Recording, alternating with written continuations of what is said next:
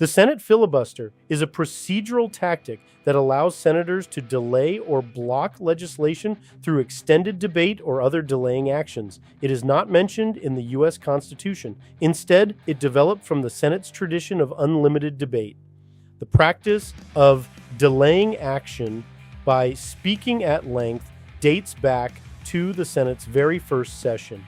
On September 22, 1789, Pennsylvania Senator William Maclay wrote in his diary that some senators were talking away the time to prevent a bill from passing.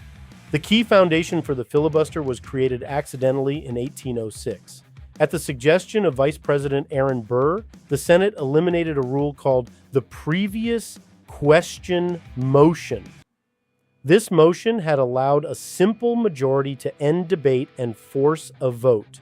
Removing it created the possibility of unlimited debate. Filibusters were rare in the early years. The first documented filibuster occurred in 1837 when senators blocked efforts to expunge a resolution censuring President Andrew Jackson. Another notable example came in 1841 during debates over a national bank bill. By the 1850s, the tactic had become common enough to earn its name. On January 3, 1853, Mississippi Senator Albert Brown used the term filibustering, borrowing it from adventurers who launched unauthorized military expeditions. Filibusters increased in frequency during the late 19th and early 20th centuries, often causing legislative gridlock. In March 1917, after a small group of senators filibustered President Woodrow Wilson's bill to arm merchant ships, Wilson called them a little group of willful men. On March 8, 1917, the Senate adopted Rule 22, known as the Cloture Rule.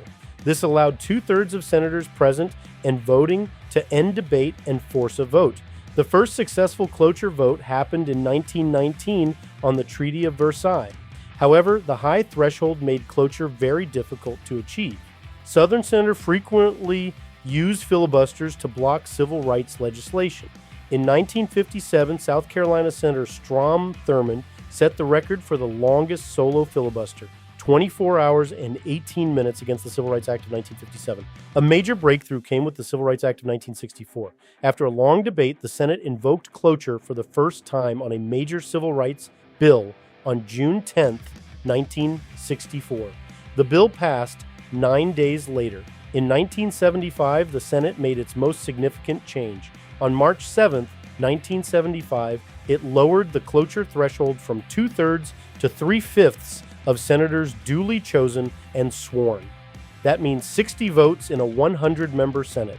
Additional tweaks in 1979 and 1986 limited the time allowed for debate after cloture. In the 1970s, the Senate also introduced the two-track system. This allowed other business to continue while a filibuster was in progress.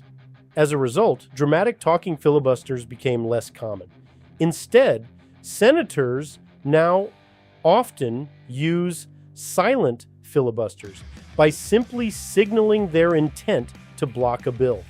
This forces the majority to find 60 votes for cloture. In the 2010s, the Senate changed the rules for nominations.